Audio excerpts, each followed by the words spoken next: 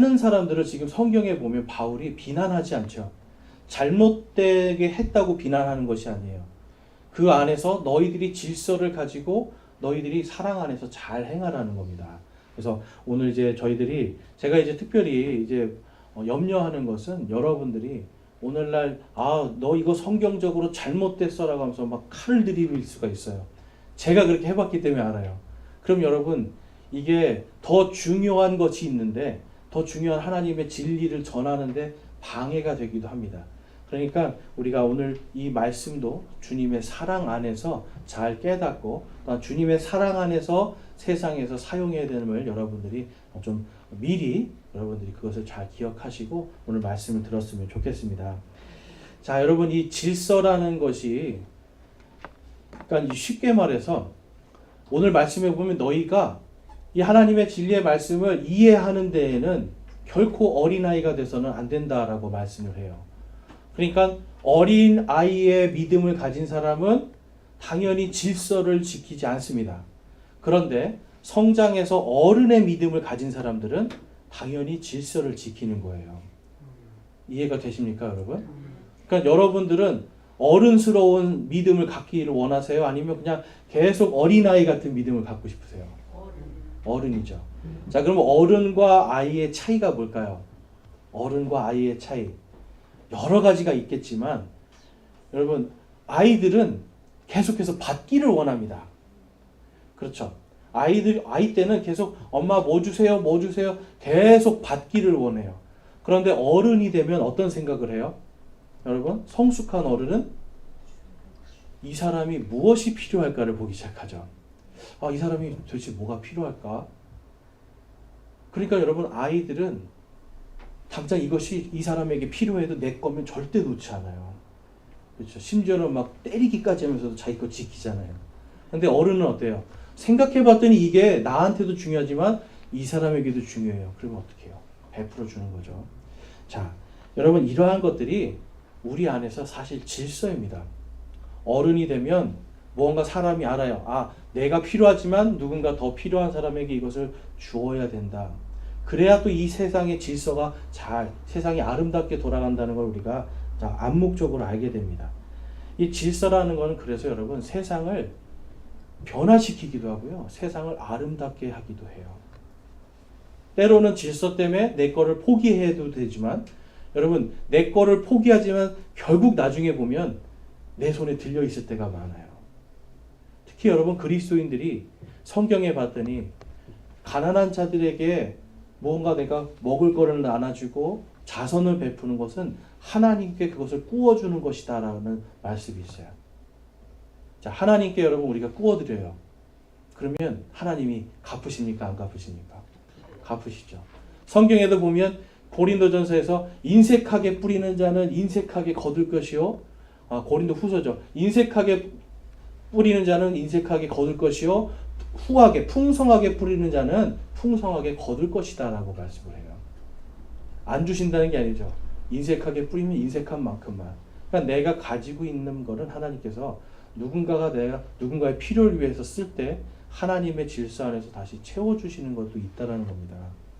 자, 우리는 이러한 질서 속에서 살아가고 있는데 특별히 여러분 성경에서는 이 질서가 굉장히 중요하다고 말씀을 해요. 특별히 여러분 우리가 죄라는 것이 무엇인지 성경에서 보니까 죄는 화살을 이렇게 딱 쐈을 때 이 화살이 관역에 명중되지 않으면 죄라는 거예요. 여러분 화살을 왜 쏩니까? 화살을 그냥 허공에다 그냥 아무 이유 없이 쏘는 건 여러분 좀 정신 나간 짓인 거죠. 무언가 관역이 목표가 분명하고 거기다가 가서 쏘는 거죠. 여러분 이게 성경에서 말하는 그 관역에 정확하게 맞추는 것 이것이 의이고요. 거기가 아니라 다른 데다가 쏘는 것이 이것이 죄예요. 자, 그럼 여러분 우리의 말은 어때요? 우리의 말. 헛된 말을 많이 하는 것 여러분 우리가 다 알잖아요. 헛된 말을 많이 하면 반드시 뭐가 일어납니까? 문제가 생기고 실수가 일어나기 시작해요. 그럼 하나님이 이 말이라는 걸 왜 주셨을까요? 말이라는 걸.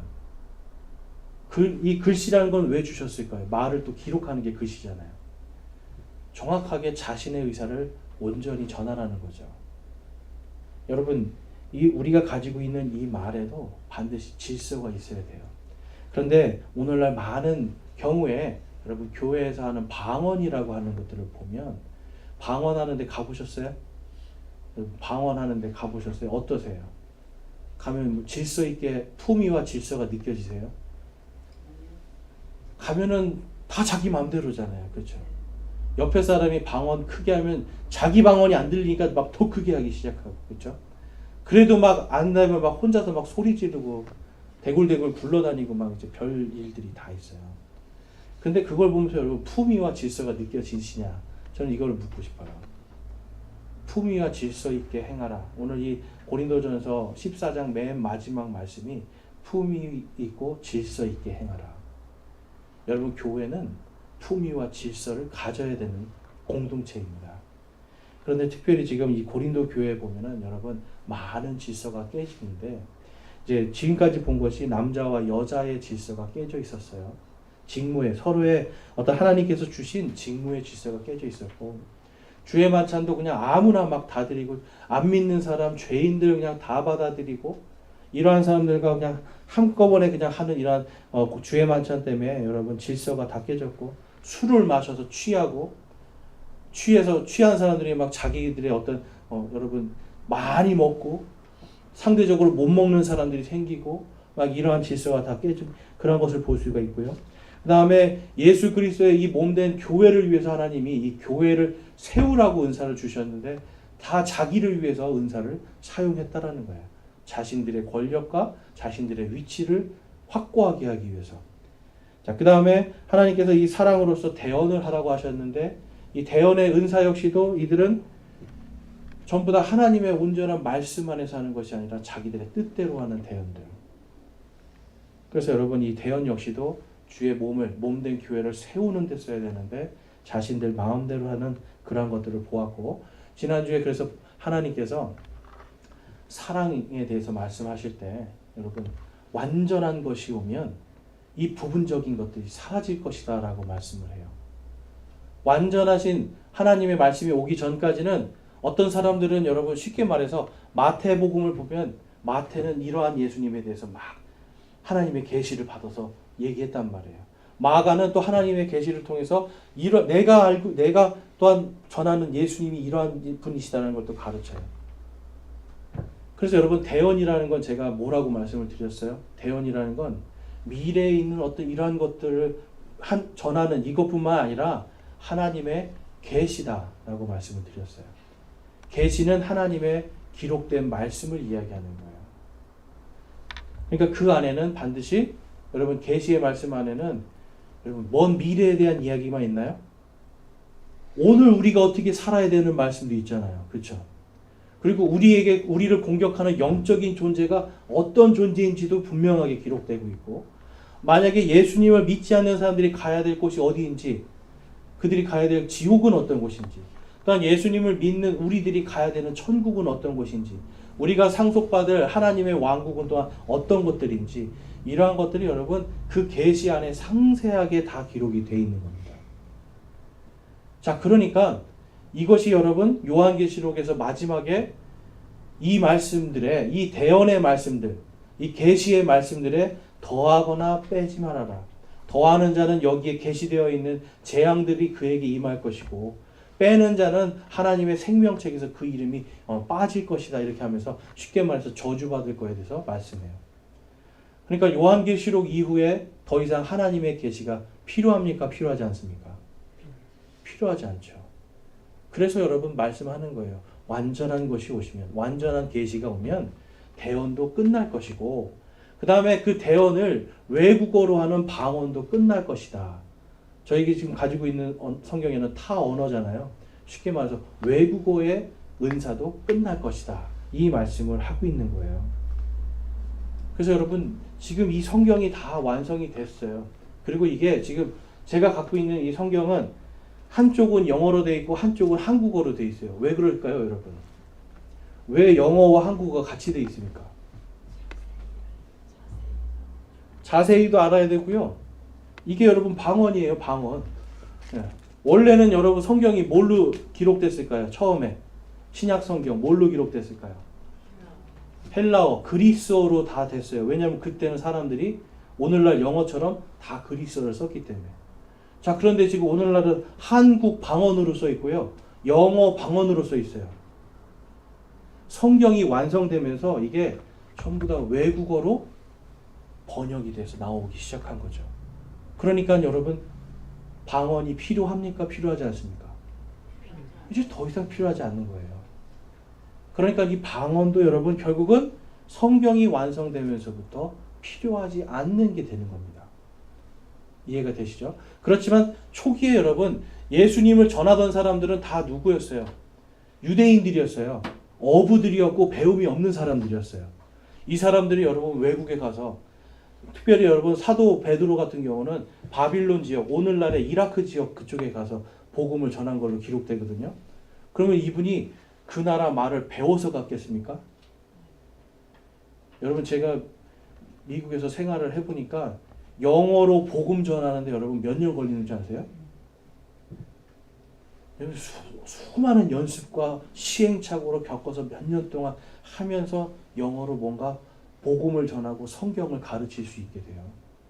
그런데 그거마저도 제가 열심히 연구하고 막 공부하고 달달달달 외워가지고 한 번은 그 백인 친구들한테 제가 5명 정도 3명 정도 모아놓고 성경 가르친 적이 있어요. 그 카페에서 이제 마시면서 성경을 막 가르치는데 이 친구들이 하는 말이 그런 거예요. 이해는 할 수 있는데 솔직히 영어로만으로 보면 아닌 것 같아 그래요. 그러니까 저는 이거를 분명히 문법적으로 맞춰서 하려고 막 외워서 갔는데 여러분 이런 거예요. 우리는 그냥 사장님 이거 주세요 그러는데 외국인들은 어떻게 해요? 따장님 이거 주세요 이런 식으로 나오잖아요. 이 사람들이 들을 때 그런 거예요. 저는 분명히 영어를 한다고 생각하는데 이들이 들을 때는 그냥 외국인이 영어 흉내 내는 것 같은 거예요. 그러니까 얼마나 웃기겠어요. 그래서 영어를 잘하는 친구를 붙여줬더니 그 친구는 그냥 그 친구 가르쳐주니까 더 효과가 있는 거예요. 자, 여러분 다른 나라 말로 뭔가 성경을 가르친다는 게 참 힘들다는 걸 제가 깨달았는데 이 초대교회는 어부였던 사람들이 막 전 세계로 막 나가서 지금 복음을 전해요. 그럼 이들에게 가장 필요한 게 뭘까요? 여러분 언어의 능력이죠. 그래서 하나님께서 이 유대인들에게 바로 복음을 전하고 예수님의 이 구원의 사역을 하라고 주신 것이 바로 언어의 능력, 언어의 은사, 방언의 은사였습니다. 그러니까 여러분 이 언어라는 게 쉽게 말해서 지금 오늘날 성경이 완전히 완성돼서 한국어 성경 우리가 갖고 있잖아요. 굳이 한국어 성경을 보고 있는데 방언의 은사가 별로 필요한 게 아니에요. 그런데 교회마다 가보면 전부 다 방언의 은사를 받고 싶어 해요. 많은 교회들이 여러분 지금 오늘날 대한민국처럼 이렇게 방언의 은사가 엄청나게 폭발적으로 늘어나는 교회가 전 세계에 없습니다. 우리나라 사람들만 이 방언에 이렇게 다 목을 매면서 방언 달라고. 제가 아까 성숙한 믿음은 달라고 하는 믿음이라고 말씀드렸어요? 주는 믿음이라고 하셨어요? 주는 믿음이죠. 근데 교회 가보세요. 다 방언 주세요. 성령 주세요 하면서 하나님께 주세요 하고 있는 거예요. 그래서 고린도 교회에서도 그런 일들이 있었기 때문에 특별히 이들은 알지 못하는 언어들을 막 자기들 마음대로 사용하면서 이 사도 바울은 너희들이 어린아이와 같이 그런 믿음이 아니라 이제는 어른과 같은 믿음을 가져야 된다라고 하면서 이 방언의 질서에 대해서 말씀하고 있습니다. 자, 그러면 여러분 이 방언이라는 거에 있어서 우리가 고린도전서 13장 말씀을 먼저 좀 묵상해 볼 필요가 있어요. 고린도전서 13장 4절에서 7절 보면 사랑은 오래 참고 친절하며 사랑은 시기하지 아니하며 사랑은 자기를 자랑하지 아니하며 우쭐대지 아니하며 무례히 행동하지 아니하며 자기 것을 추구하지 아니하며 쉽게 성내지 아니하며 악을 생각하지 아니하며 불법을 기뻐하지 아니하고 진리를 기뻐하며. 제가 이 사랑은 아가페 바로 하나님의 사랑이라고 말씀을 드렸습니다. 이거는 내가 하는 사랑이 아니라 하나님의 사랑이에요. 특별히 이 또 사랑은 하나님의 완성되신 완전하신 말씀도 상징적으로 말씀하고 있고 우리를 향한 하나님의 영원한 구원의 언약, 구원의 약속, 구원의 확신도 이 사랑 안에 들어가 있다라고 말씀을 드렸어요. 당시의 사람들은요, 오늘날 교회들하고 사실 똑같은 거예요. 내가 더 방언을 잘해. 내가 더 예언을 잘해. 내가 저 사람보다 더 뛰어난 지식을 갖고 있어. 하면서 막 자기들별로 파가 나누어져서 자기들 마음대로 했던 거예요. 우쭐대고 자랑하고. 그러니까 지금 사도 바울이 뭐라고 말씀하고 있는 거예요. 그러면 너희들 이거 다 필요 없는 거라는 거예요. 그것보다 더 중요한 것이 우리가 구원받았다라고는 이 영원한 사랑. 이것이 더 큰 선물이고 이것이 더 뛰어난 길이고 또 하나님께서 우리에게 주신 이 하나님의 말씀 이것이 더 뛰어난 길이고 더 큰 은사라고 더 큰 선물이라고 말씀하면서 무례히 행동하고 했던 그들 그다음에 쉽게 성내고 악을 생각하고 여러분 불법들을 기뻐하는 이러한 것들을 지금 사랑 안에서 너희가 정말 하나님을 사랑한다라면 이러한 것을 하면 안 된다라고 말씀해요. 성경은 여러분 계속 말씀합니다. 신명기에서도 말씀하시고 요한복음과 요한일서에서도 계속 말씀해요. 나를 사랑하는 자들은 내 명령들을 지킬지니라. 하나님은요, 그분을 사랑하는 자들이 하나님 사랑합니다 그러면 뭘 하기를 원하시는 거예요? 그분의 명령들을 지키길 원하시는 거예요. 그러니까 내가 하나님 사랑합니다 그러면서 무질서하게 막 살면 그게 사랑하는 겁니까? 아니죠. 입으로는 나는 그리스도를 믿습니다 하는데 질서 없이 행하면 여러분 그거는 하나님을 사랑하는 게 아니에요. 그래서 지금 고린도전서 13장에서는 사랑에 대해서 너희들이 정말 하나님을 사랑한다면 그분의 질서를, 그래서 이 사랑은 진리를 기뻐하는 것에서 여러분 시작이 돼요. 사실은 여러분 하나님의 사랑을, 하나님의 이 진리의 말씀을 가지고 기뻐하십니까? 기뻐한다면 당연히 여기 있는 질서를 지켜야죠. 여기서 지금 오늘 우리 본문에서 보면 질서라는 단어가 나오는데요. 이 14장에 보면 맨 밑에 보면 질서라는 단어가 나오는데 다른 데에서는 이 헬라어 성경에서 보통 엔톨레오라고 하는 이 질서라는 단어를 쓰는데 여기에서는 택시스라는 단어를 씁니다. 택시. 여러분 택시가 뭔가요? 택시가 뭐예요? 우리가 아는 택시. 쉽게 말해서 내가 돈을 내서 종로 3가 가주십시오 하는 거예요. 그러면 이 택시는 어디로 가야 돼요? 반드시 종로 3가로 가야 되죠. 근데 택시 기사가 종로 3가 지금 제가 거기랑 안 맞아요. 을지로에 내려드릴게요. 자, 그럼 여러분 그 택시 타셔야 됩니까? 안 타셔야 됩니까? 안 타죠. 택시라는 단어가 질서라는 뜻이 있어요. 뭐냐면 명령을 내린 것을 수행하다. 여러분 질서라는 단어는 명령이 내려진 것을 그대로 따르는 것이 여러분 질서예요. 택시가 바로 그거죠. 어떻게 보면 저와 여러분이요, 여러분 하나님께서 주신 다 우리가 여러분 택시 드라이버랑 똑같은 거예요. 하나님이 어디로 가라 그러면 거기를 가야 돼요. 우리는 그걸 위해서 존재하는 겁니다. 그러니까 교회가 바로 이 택시 기사처럼 하나님께서 명령하신 그 질서 거기로 안 가면 여러분 그게 바로 죄가 되는 거예요. 그렇게 되면 여러분 교회는 무너질 수밖에 없습니다. 그러한 사람은 하나님을 사랑한다라고 말할 수가 없는 거죠. 계속해서 고린도전서 13장 우리 7절에서 8절을 보면 바로 이 질서를 지켜야 되기 때문에 하나님을 사랑하는 사람은 이렇게 해야 된다라고 말씀을 하고 있어요. 자, 고린도전서 13장 7절에서 8절 말씀 같이 읽어보겠습니다. 시작. 모든 것을 참으며 모든 것을 믿으며 모든 것을 바라며 모든 것을 견디느니라. 사랑은 결코 없어지지 아니하되 대언은 있다 해도 없어질 것이요 타 언어들도 있다 해도 그칠 것이며 지식도 있다 해도 사라지리라. 아멘. 여러분 하나님의 이 명령의 말씀은 결코 사라지지 않습니다. 우리가 하나님을 사랑하라고 하는 이 명령도 결코 없어지지 않아요. 그렇기 때문에 부분적으로 말하는 대언들도 예언들도 다 하나님의 말씀이 완성이 되면 사라지게 되고 그것을 외국어로 말하는 방언들도 대언들도 다 사라지게 된다는 거예요. 그럼 뭐만 남습니까, 여러분? 하나님의 말씀이 남고요.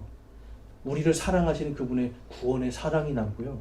또한 이 말씀대로, 이 말씀의 질서대로 우리가 살고자 하는 하나님을 향한 우리의 하나님을 사랑하는 그 마음이 남는 거예요. 그걸 여러분 우리가 어디서 누리게 됩니까? 나중에 완전하게 천국에서 예수님을 만날 때 그분이 그리스도의 심판석에서 말씀하시잖아요. 너가 왜 사는 동안 이렇게 질서를 지키지 아니하였느냐. 우리는 책망받을 것들이 너무 많죠.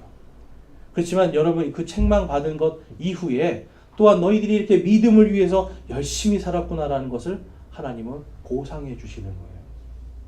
이 보상은 여러분 잠깐 주는 게 아니라 영원한 거잖아요. 그래서 이 땅을 살아갈 때 우리가 정말 모든 것을 참고 하나님의 말씀 안에서요. 말씀 안에서 참고 믿고 견디면서 살아가는 이 모든 것. 지금은 사람들이 볼 때는 왜 이렇게 바보 같아요? 어리석어요? 왜 이렇게 고지식해요? 라고 이야기할 수 있지만 하나님의 말씀 때문에 바보 취급당하고 그것 때문에 괴로움 당하고 하는 이 모든 것들은 하나님께서 반드시 보상해 주신다라고 성경은 기록하고 있습니다. 왜냐하면 하나님의 이 사랑은 결코 없어지지 않기 때문에. 그래서 여러분 당시에 이 고린도 사람들은 이 반대였다라는 걸 우리가 알 수 있겠죠. 이 사람들은 지금 여러분 이제 이 다음 시간에 우리가 볼 부활의 질서도 다 깨져 있었어요. 부활의 교리. 당시의 사람들은 이미 부활이 지나갔다라고 하는 이러한 교리 속에 있었어요. 여러분 부활이 이미 지나갔습니까? 아직 부활이 되지 않았잖아요, 우리는. 그런데 당시에는 이미 부활이 지나갔다라고 하는 이러한 이단들이 있었고 그 교리를 그대로 지금 이 고린도 교회도 갖고 있는 거예요. 그래서 고린도전서 15장에서는 그게 아니라 부활은 이렇게 된다라고 하는 순서를 정확하게 가르쳐 주시는 거죠. 그러니까 여러분 이 사람들에게는 무엇이 없었냐면 구원의 확신도 없었어요. 부활에 대한 소망도 없는 거예요. 단지 오늘 내가 교회에서 한 자리 해보겠다라고 하는 이러한 욕망 속에 있었기 때문에 쉽게 성내죠. 막 자기들 마음대로 하죠. 사랑이 하나님을 향한 사랑이 다 사라져 버리는 거예요. 그리고 그들 안에는 하나님의 사랑도 다 사라져 버렸습니다. 그러니까 그 안에 성령님이 역사하실 수 있겠습니까? 없겠습니까? 역사하실 수가 없는데 이상하게 알 수 없는 언어들을 하는 사람들이 막 나타나는 거예요. 알아들을 수 없는 말들. 여러분 요즘 교회에서 방언할 때 다 알아들으세요? 알아들으실 수 있는 방언 있으세요? 대부분 다 못 알아들어요. 예전에 제 친구가 자기네 집안은 다 방언을 한대요. 그래서 자기 이모는 중국어 방언을 하고 자기 고모는 일본어 방언을 한다고 그러는 거예요. 그러면서 뭐라고 얘기하냐면 중국어는 자기도 모르겠는데 일본어는 일본어 비슷하게 말은 하는데 자기가 고등학교 가서 일본어 공부를 해봤더니 일본어가 아니라는 거예요. 그러니까 일본어 비슷한 발음을 하는 거지 일본어가 아니라는 거죠. 여러분 여기서 지금 말씀하고 있는 거는 뭐냐면 지금 성경은 정확하게 그 각각의 언어들을 듣고 그 지역에 사는 사람들이 다 알아들을 수 있었다라고 성경이 말씀해요. 그러니까 여러분 이러한 알아들을 수 없는 언어들을 막 한다 하는 이러한 상황 속에서 사도 바울은 고린도 교회에게 너희들이 이것을 질서 있게 행하라 라고 하면서 책망과 함께 못하도록 아주 인격적으로 막아버리는 거예요. 자, 예수님은 이렇게 말씀하셨습니다. 바로 알 수 없는 말들에 대해서. 자, 성령님이 우리 요한복음 14장 16절 17절 그리고 23절 26절에 보면 내가 하나님 아버지께 구할 터인지 그분께서 다른 위로자를 너희에게 주사 그분께서 영원토록 너희와 함께 거하게 하시리니 곧 진리의 영이시라. 세상은 그분을 받아들이지 못하나니 이는 세상이 그분을 보지도 못하고 알지도 못하기 때문이라. 그러나 너희는 그분을 아나니 이는 그분께서 너희와 함께 거하시며 또 너희 속에 계실 것이기 때문이라. 23절 말씀 예수님께서 그에게 대답하여 이르시되 사람이 나를 사랑하면 내 말들을 지키리니 내 아버지께서 그를 사랑하실 것이요 우리가 그에게 가서 우리의 거처가 그와 함께 있게 하리라. 26절 함께 한번 읽어보겠습니다. 시작. 위로자 곧 아버지께서 내 이름으로 보내실 성령님 그분께서 너희에게 모든 것을 가르치시고 내가 너희에게 무엇을 말하였든지 너희가 그 모든 것을 기억하게 하시리라. 아멘. 여러분, 성령님을 예수님께서 보내시겠다라고 약속을 해요. 방언을 하는 사람들, 여러분, 성령을 받았다라고 다 이야기를 하죠. 성령님을 받았다라고 이야기를 해요. 그런데 예수님께서 그 성령님, 방언이나 예언 주시는 이유에 대해서 분명하게 말씀해요. 성령님은 진리의 영이시라고 말씀해요. 제가 아까 사랑은 진리와 함께 기뻐한다고 말씀했죠. 성령님은 진리 안에서 우리가 하나님의 사랑을 알게도 하고 이해하게 하고 하나님의 사랑을 또한 실천하게도 해요. 그런데 이 성령님이 우리에게 보내주셨을 때 바로 우리의 위로자로 보내신다는 거예요. 여러분, 이 말씀에 대해서 우리가 방언으로 생각해 보면 하나님께서 나에게 갑자기 카자흐스탄 방언을 주셨어요. 갔는데 한국 사람이 하나도 없잖아요. 그렇지만 카자흐스탄 방언으로 막 복음을 전하잖아요. 근데 여러분, 외롭겠습니까? 외롭지 않겠습니까? 당연히 외롭죠. 김치 먹고 싶고요. 라면도 끓여 먹고 싶은데 아무것도 없으면, 한국 사람 없으면 외로울 수밖에 없어요. 인간이기 때문에. 그렇지만 내가 가지고 있는 이 언어의 은사 때문에 성령님이 나와 함께 계시다라는 표적이 되잖아요. 하나님이 나와 함께 계시다라는 표적이 되잖아요. 그래서 여러분, 이 진리의 성령님이 위로해 주시는 분이다. 그래서 26절에 갔더니 특별히 여러분, 위로자 성령님께서 하시는 일이 모든 예수 그리스도께서 말씀하신 이 계시의 모든 말씀들이 기억나게 하시는 분이다. 여러분, 그렇다면 방언도 지금 성령님이 주시는 은사잖아요. 그럼 거기에 뭐가 반드시 나타나야 돼요? 알아들을 수 없는 언어지만, 여러분, 알아들을 수 없는 이유는 내가 그 언어를 몰라서예요. 그런데 그 안에는 반드시 뭐가 들어가요? 예수 그리스도의 모든 계시의 말씀이 들어가 있는 거예요. 그래서 여러분, 방언은 사실 우리는 방언 기도하는데, 방언은 하나님의 말씀을 가르치는 그 은사였던 겁니다. 설교와 말씀을 가르치는 성경 공부예요, 여러분. 그렇기 때문에 그 앞에서 예수님께서 말씀하시죠. 나를 사랑하는 자들은 내 말들을 지키리니. 그러면 여러분, 이게 진짜 방언인가 아닌가, 이게 성령님의 방언인가 아닌가를 알려면 이 방언을 들은 사람이 예수 그리스도의 말씀들과 명령들을 이해하고 그것을 지킬 수 있어야 돼요. 그래서 여러분, 성경에서 말씀하는 게 반드시 통역을 두라고 하신 이유가 그거죠. 제가 여기서 여러분에게 되지도 않는 영어로 막 영어 설교를 하고 있어요. 여러분, 한 분도 못 알아들으실 거예요. 영어를 몰라서도 못 알아들으시고, 어떤 분들은 발음이 이상해서도 못 알아들으세요. 네. 근데 여러분, 누군가가 옆에서 유창하게 그거를 다 통역을 해줘요. 그러면 어떻게 돼요? 알아듣는 거죠. 알아듣는 거예요. 그래서 통역이 없으면 하지 말아라 하는 이유는 이것이 진짜 하나님의 말씀이고 진짜 성령님의 은사인지를 확인하기 위한 겁니다, 여러분.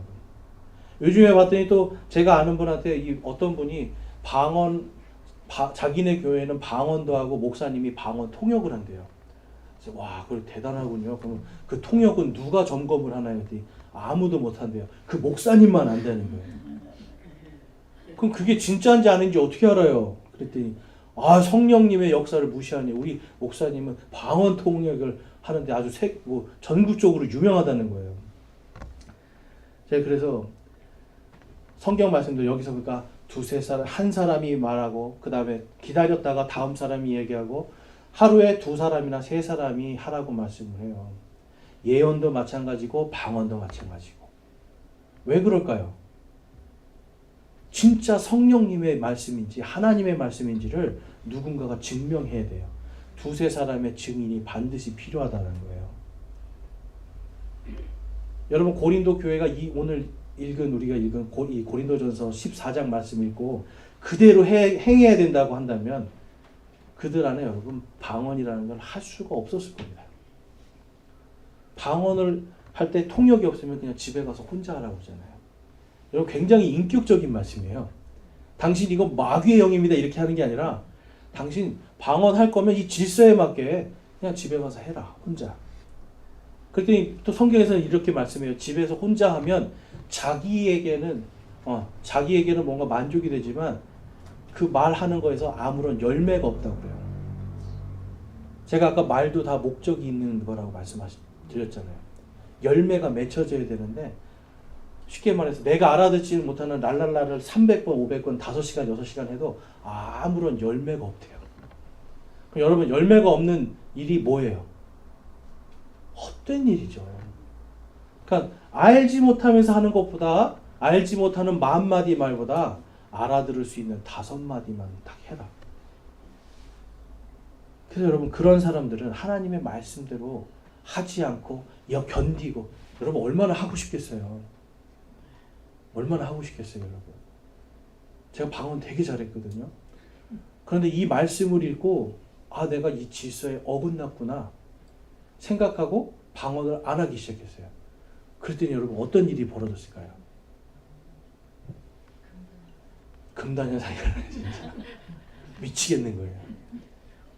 방언 해야 되는데 이게 좀 시원하게 한 1시간 랄랄랄라 좀 해야 하고 막 그래야 되는데 막 하다 보면 여러분 막 랄랄라 하다 보면 혼자 막 빠져들어가지고요. 일어나서 춤도 추고요. 막 기뻐요. 막 되게 기뻐요. 근데 이걸 안 하니까 기도한 것 같지도 않고 내가 지금 뭐 하는지도 모르겠고 이렇게 기도 안 하면 이거 큰일 나는 거 아닌가? 하나님이 내 기도 안 들어주시면 어떡하나? 막 이런 불안감이 막 몰려오면서 여러분 점점점 금단 현상에 빠져들어갑니다. 한 2년 동안 금단 현상에 빠져들었던 것 같아요. 기도하다가 막 말이 좀 빨라지면 그 다음에 이렇게 랄랄라 나오려고 해요. 막 이거를 막 참고 견디는 거예요, 여러분. 이거 굉장히 힘든 겁니다. 여기 계신 분 중에 그런 분들 계실 거예요. 여러분 그 견디는 것이 무엇이라고 성경이 말씀해요? 그게 사랑이라는 거예요. 질서대로 행하면 그 안에서 하나님의 열매가 맺혀지는데 질서 없이 행하고 막 해버리면 아무런 열매가 없는 거예요. 그래서 갈라디아서 5장 22절에 가보면 성령님의 열매에 대해서 다음과 같이 말씀합니다. 함께 읽어보겠습니다. 성령님의 열매에 대해서 시작. 그러나 성령의 열매는 사랑과 기쁨과 화평과 오래 참음과 부드러움과 선함과 믿음과 온유와 절제니 이 같은 것을 대적할 법이 없느니라. 그리스도께 속한 사람들은 애착들과 정욕들과 함께 육신을 십자가에 못 박았느니라. 아멘. 하고 싶어도 여러분 성경의 질서에 어긋나면 안 하는 것이 열매 맺는 길이에요. 근데 여러분 성경이 아니라는데 자꾸 하고 싶은 거예요. 이게 바로 여러분 욕심이죠. 하나님의 말씀이 아니라고 하는데 내가 하고 싶어서 하는 것, 이것이 여러분 정욕과 탐욕과 애착들이에요. 그런데 우리의 이 모든 정욕과 애착들, 이 탐욕들이 전부 다 어디에 못 박혀 있다고 말씀하고 있어요? 십자가에 못 박혀 있는 거예요, 여러분. 예수님께서 십자가에 못 박히실 때 바로 우리가 성령님의 열매를 맺을 수 있는 이 모든 것들을 위해서 우리의 모든 죄악들이 다 십자가에 못 박혀 있어요. 그래서 예수님이 말씀하시죠. 누구든지 나를 따라오려거든 자기를 부인하고 자기 십자가를 지고 나를 따를지니라 라고 말씀해요. 내 애착들과 정욕들과 내 육신의 모든 탐욕들을 여러분 이미 십자가에 못 박혀 있잖아요. 하나님의 말씀이 하지 말아라 해라 하고 하는 이 분명한 하나님의 질서가 있는데 그 질서 안에서 내가 나를 부인하는 거예요. 하나님이 하지 말라고 했어도 나는 시원하게 한번 해보겠습니다. 하나님의 말씀이 하라고 해도 나는 내 체면을 위해서 하지 않겠습니다. 나는 내가 지켜야 될 세상에 내 자리가 있기 때문에 나는 하지 않겠습니다. 그럼 여러분 그 사람은 여러분 자기를 부인하는 게 아니죠. 자기를 부인하지 않는데 어떻게 자기 십자가를 지고 가요? 그러니까 여러분 우리는 이 땅에 살아가면서 정말 나 자신을 부인하는 것, 이것이 정말 성령님의 열매를 맺을 수 있는 것이다. 그것이 하나님을 사랑하는 것이다 라는 것을 여러분 기억하면서 우리가 교회에 나타나는 수많은 이러한 영적인 은사들, 현상들을 성경 말씀으로 분별할 수가 있어야 돼요. 자, 고린도전서 14장 2절 말씀에 가보면 당시에 이것을 분별하지 못했던 고린도 교회에게 이렇게 말씀합니다. 알지 못하는 언어로 말하는 자는 사람들에게 말하지 아니하고 하나님께 말하나니 아무도 그의 말을 이해하지 못하나 그가 영 안에서 신비들을 말하느니라. 그러나 대언하는 자는 자기 사람들에게 말하여 그들을 세우고 권면하며 위로하나니 알지 못하는 언어로 말하는 자는 자기를 세우나 대언하는 자는 교회를 세우느니라.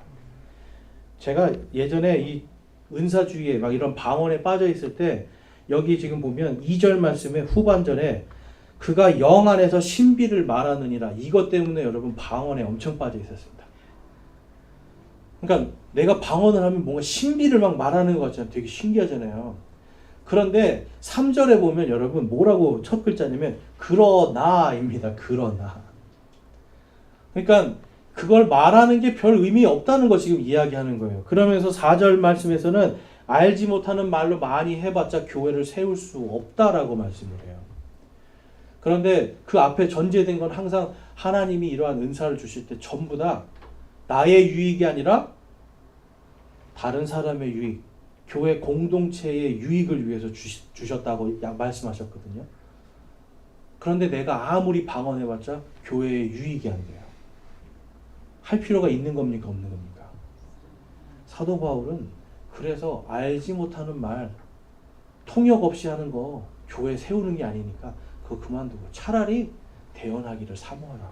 차라리 하나님의 말씀을 자기의 말로, 내 언어로 하나님의 말씀을 전하고 가르치는 것을 사모하라라고 말씀하고 있는 거예요.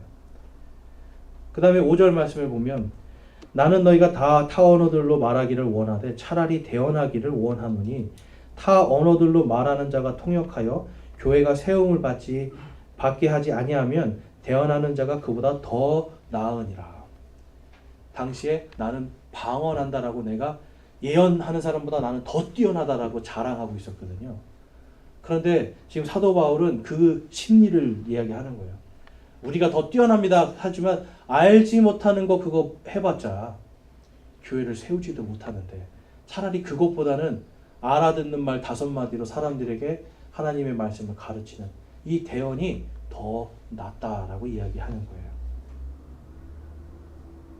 14장 6절 말씀에 가보면 이제 형제들아 내가 너희에게 나아가 타 언어들로 말하고 계시나 지식이나 대언이나 교리로 너희에게 말하지 아니하면 너희에게 무슨 유익을 끼치리요. 필이나 하프같이 생명 없는 것들이 소리를 낼 때에 음의 구분을 주지 아니하면 필이나 하프 소리가 무엇을 뜻하는지 어찌할리요. 만일 나팔이 분명하지 못한 소리를 내면 누가 전쟁을 준비하리요. 많은 사람들이 여러분 방언할 때 영적 전쟁을 한다고 막 얘기를 해요. 방언을 하면 마귀들이 떠난대요. 영적 전쟁을 한다라고 이야기를 하면서 방언들을 해요.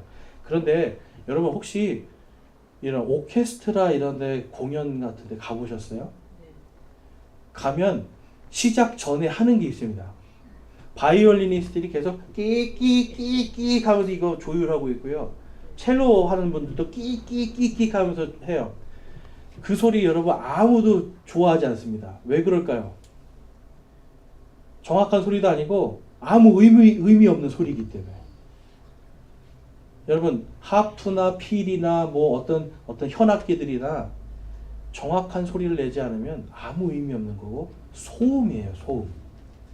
전쟁에 갔는데 나팔수가 여러분 진격하라고 빠빠빠빠빠 하면서 이게 나팔을 불어야 되는데 자기 맘대로 무슨 뭐 고향의 봄 같은 거 나팔로 불고 있어요. 그럼 사람들이 무슨 생각하는 거예요? 전진을 해야 되나 말아야 되나, 이거 어떻게 해야 되나. 전쟁을 할 수가 없죠. 정확한 소리를 내줘야 여러분 영적인 전쟁을 할 수가 있어요. 성경에서 지금 말씀하고 있는 게 바로 우리가 이들은요 지금 영적으로 뭔가 내가 받았다라고 생각하지만 실제로는 영적 전쟁에서 지고 있었던 겁니다. 자기 소리를 내지 못하고 다른 소리를 냈기 때문에. 그래서 나팔 소리가 분명하지 못하면 누가 전쟁을 준비하리요. 방언을 했는데 통역이 없으면 무슨 말인지 모르기 때문에 여러분 영적 전쟁을 할 수가 없는 거예요. 영적 전쟁은 여러분 무슨 영적인 차원에 가서 하는 게 아니라 내가 하나님의 말씀과 나의 욕심과 세상의 가치가 있어요. 이 중에서 하나님을 쫓아가는 게 영적 전쟁의 승리입니다. 뭐 방언해가지고 마귀 내쫓고 여러분 막 그런 거 아니에요, 여러분. 마귀 내쫓는 데도 제가 가봤어요, 다. 방언하고 30분 머리에 대고 막 하니까 이 사람이 막 흔들하면서 마귀 나갔다고 하는데 여러분, 그 보이지도 않고 성경의 질서도 아니고. 근데 여러분, 그러한 분들이 정말 하나님의 말씀에 따라서 하지 말라고 하면 안 한다라면 그것이 영적 전쟁의 승리인 거예요. 마태복음 6장에 가보면 예수님이 그래서 영적 전쟁에 승리할 수 있도록 이렇게 하라고 말씀하세요. 마태복음 6장 7절에서 8절 말씀 우리 같이 한번 읽어보겠습니다. 시작. 오직 너희는 기도할 때에 이교도들과 같이 헛된 말을 되풀이하지 말라. 그들은 자기들이 말을 많이 하여야 아버지께서 들으실 줄로 생각하느니라. 그러므로 너희는 이교도들과 같이 되지 말라. 너희가 너희 아버지께 구하기 전에 그분께서 너희에게 필요한 것들을 아시느니라. 아멘. 방언을 해야 기도 응답 받는다라고 가르치죠. 제가 유튜브 들어가서 방언에 대해서 다른 분들이 어떻게 하나 한번 쳐봤더니 방언을 하면은 복을 받는데요. 복을 받는 이유가 영 안에서 신비를 이야기하기 때문에 내가 지금 나는 알지 못하는 것을 방언으로 하나님께 직접 말하기 때문에 하나님이 그거를 들으시면 이제 응답해 주신다는 거예요. 그러니까 방언이 아주 좋은 거라고 가르치죠. 그런데 여기서 지금 예수님이 하시는 말씀은 뭐예요? 말 많이 할 필요 없다라고 말씀하죠. 왜 그래요? 내가 기도하기 전에 이미 아시기 때문에. 그럼 여러분 방언으로 해야만 기도 응답이 있는 거 이렇게 가르친 거는 성경적인 게 아닌 거죠. 이미 아시는데 알아들을 수 없는 말 만마디로 기도하는 것보다 하나님 도와주세요. 이게 더 여러분 간절한 마음이 더 하나님 앞에 중요한 거죠. 그리고 하나님은 이미 그것을 아신다고 하고 예수님이 이렇게 말 많이 하는 것이 이교도들이 하는 것이다 라고 말씀을 해요. 여러분 예수님을 믿는 그리스도인이 되어야 되는데 우리가 이교도들이 돼서는 안 되잖아요. 예수님은 경고하고 계시는 거예요. 그렇게 할 필요가 없다라는 거죠. 그래서 여러분 우리가 이 아는 것에 대해서는 여러분 반드시 어린아이가 되어서는 안 됩니다. 그리고 또한 이 방언이라는 게 이 한국 사람에겐 필요 없는 이유도 있어요. 자, 신명기 말씀에 가보니까 신명기 28장 49절 말씀 한번 가볼게요. 이 말씀이 이제 오늘 우리가 본문에서 읽었던 고린도전서 14장 21절에서 지금 사도 바울이 율법에 기록된 것에 대해서 이 방언은 율법에 기록된 것이다라고 하면서 말씀을 해주거든요. 자, 그러면 율법에 어떻게 기록되어 있는가? 주께서 멀리 땅 끝에서 한 민족을 데려오사 빨리 나는 독수리같이 너를 치게 하시리니 이 민족은 내가 그 언어를 깨닫지 못하는 민족이요라고 말씀을 해요. 자, 이게 율법에 지금 너희들이 알지 못하는 언어로 너희들을 와서 치는 예수님 당시에는 로마가 그 나라였잖아요. 알지 못하는 언어를 가진 자들이 와서 그들을 쳤어요. 정복했어요. 그리고 그들이 그리스어를 가지고 있었어요. 그런데 그때 예수님께서 복음을 전하시고 그 복음을 통해서 이들이 예수님을 깨달아야 되는데 자, 지금 알지 못하는 언어를 가진 자들이 너희에게 복음을 선포할 것이다. 이 말씀 하고 있어요. 자, 이사야서 28장에 가보면 28장 10절에서 11절 우리 같이 한번 읽어보겠습니다. 시작. 반드시 훈계 위에 훈계가 있어야 하며 훈계 위에 훈계가 있어야 하고 줄 위에 줄이 있어야 하며 줄 위에 줄이 있어야 하되 여기에도 조금 저기에도 조금 있어야 하리니 그분께서 더듬는 입술과 다른 언어로 이 백성에게 말씀하시리라. 아멘. 여기 있는 이 백성은 누구예요? 한국 사람이에요? 아니면 이스라엘 사람들이에요? 이스라엘 사람들이에요. 유대인들이에요. 그런데 여러분 훈계 위에 훈계가 있고 줄 위에 줄이 있고 이게 뭡니까 여러분? 하나님의 말씀이 훈계 위에 또 훈계가 있고 그 훈계 위에 훈계가 있는 질서 있게 하나님의 이런 모든 교리의 말씀들, 예언의 말씀들이 바로 그들의 입술을 통해서 증거될 거다. 줄 위에 줄이 있다. 여러분 우리가 줄 위에 줄이 있다. 이것도 질서에 대한 말씀하는 거예요. 더듬는 입술들과 다른 언어로 이 백성에게 말씀하신다. 여러분, 이 방언은 유대인들을 위한 표적입니다. 그래서 오늘 읽은 말씀에도 이 방언은 믿는 자들을 위한 표적이 아니라 믿지 않는 자들을 위한 표적인데, 믿지 않는 자 누구예요? 바로 예수님을 십자가에 못 박은 유대인들. 물론 여러분, 그 말씀을 들은 이방인들도 그걸 통해서 여러분 구원을 받지만, 1차적으로는 지금 하나님께서 너희들에게 바로 다른 언어들로이 나타나는 바로 그 표적을 줄 것이다라고 약속을 하신 거예요. 그래서 예루살렘에 당시에 유월절 명절을 지키러 온 수많은 사람들이 있었어요. 그들에게 각자 그들이 알아들을 수 있는 언어로 말을 했더니 사람들이 거기서 뭘 깨닫는 거예요? 야, 예수님이 바로 그분이었구나. 여러분, 그 바로 얼마 전까지만 해도 예수님을 십자가에 못 박으라고 하던 사람들인데, 갑자기 여러분 방언의 은사가 막 나오면서 제자들과 120명의 사람들이 각각 자기들의 언어들로 들었대요. 거기 주보에도 있고요, 사진에도 있습니다. 사진에 보시면 가운데 예루살렘이 있고요, 그 옆에 그날 일어났던 이 언어들이 어느 나라 말들인지 다 기록되어 있어요. 오늘날로 하면 로마, 터키, 그 다음에 이집트, 리비아, 그리고 아랍어들, 페르시아어, 15개의 언어로 그날 복음을 선포했습니다. 그랬더니 이 사람들이, 이야, 이사야서의 말씀이 성취되었구나, 이걸 깨닫는 거예요.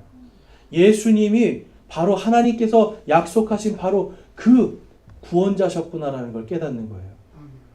그래서 복음을 선포하고 회개하라, 하늘의 왕국이 가까이 왔노라라고 하니까 이 사람들이 그날 3,000명의 사람들이 다 회개하고 침례받고 교회 안으로 들어오는 겁니다. 얼마 전까지만 해도 예수를 부인하던 사람들인데 표적을 봤죠. 이사야서의 말씀이 성취됐구나.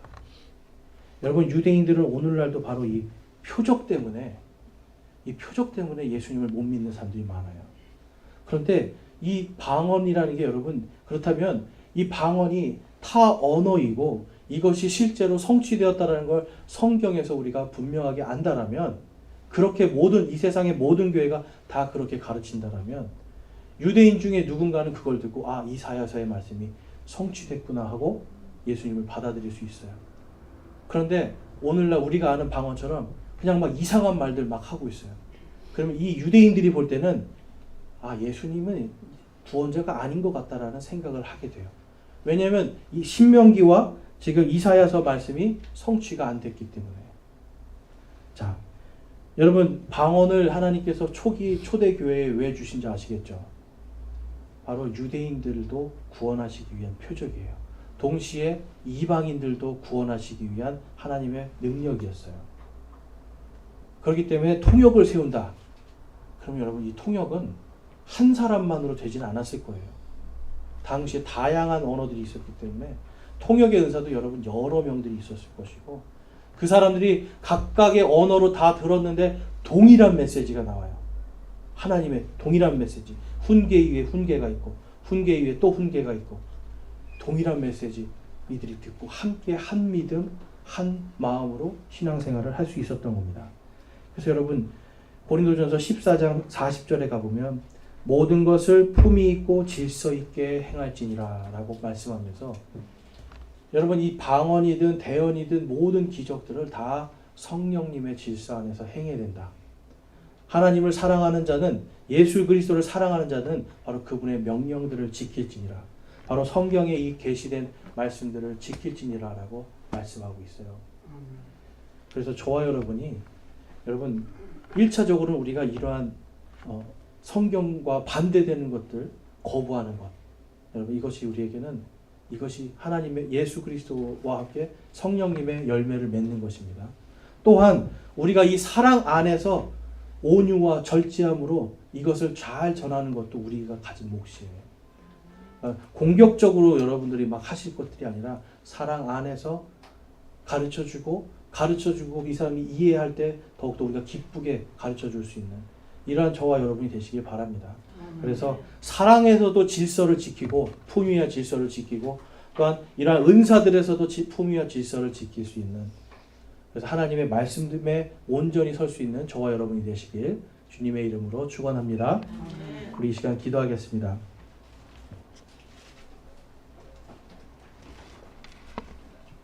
자, 기도하실 때 과연 우리는 다른 사람들을 욕할 만큼 나는 하나님의 말씀을 질서를 잘 지키고 있는가 우리 생각하면서, 하나님 제가 알지만 오늘 또 배웠지만 사랑의 질서 안에서 이것을 행하고 성령님의 열매를 맺기를 소망합니다라고 여러분 결단하시기 바랍니다.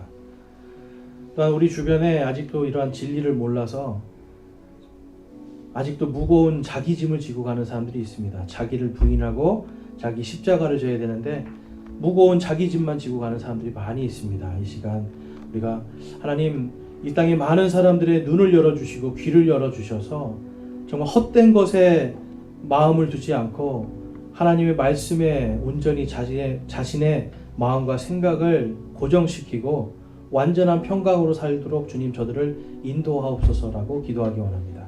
함께 기도하겠습니다.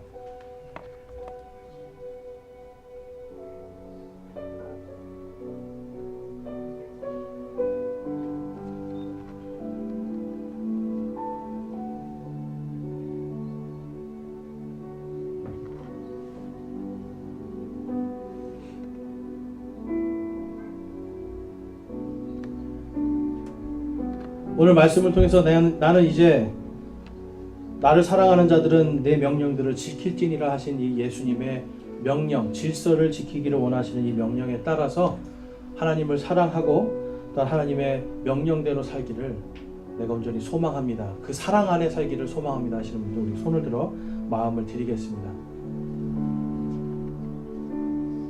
감사합니다. 손 내려주시고요. 내가 이 복음의 진리를 더욱더 알기를 소망하면서 주님의 이 질서대로 사는 동안에 정말 이 사랑의 질서를 잘 따르고 성령의 열매를 맺기를 소망합니다 하시는 분도 우리 손을 들어 마음을 드리겠습니다. 감사합니다. 손 내려주시고요. 여러분들 안에 성령님의 충만한 열매가 있기를 소망합니다. 그래서 저와 여러분이 함께 믿음 안에서 사랑으로 세워질 수 있기를 주님의 이름으로 축원합니다. 다 같이 일어나셔서 찬송가 204장